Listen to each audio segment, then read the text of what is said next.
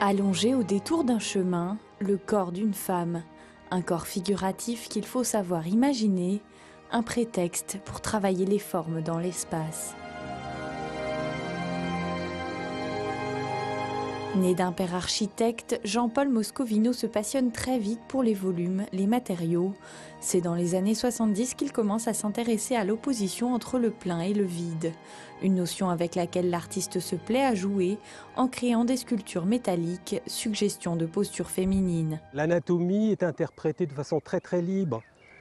Un bras peut avoir deux articulations, c'est-à-dire deux coudes, ou même une jambe. Ça devient une sorte d'éclair, de blitz. L'esthétique, la plastique de la sculpture dans un environnement où les verts dominent, le bleu s'associe assez fort, hein, ça ressort très bien dans le rouge aussi. C'est un peu le lieu idéal, un parc comme celui-ci de Metz.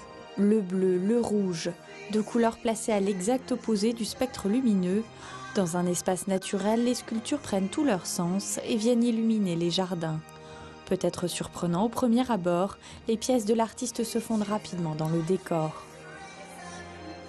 On s'aperçoit que de plus en plus, chaque année, les gens sont d'abord surpris, ensuite en parlent, et lorsqu'on les enlève au mois de septembre ou octobre, ils sont un peu frustrés parce qu'ils s'étaient complètement habitués à voir des sculptures ou de la couleur dans des lieux, et le jour où on les enlève, le lieu paraît vraiment très triste. Un travail très abstrait inspiré de l'art africain, où le corps est placé au centre de toute création. Pourtant, quand l'imaginaire devient réalité, le travail est plutôt physique.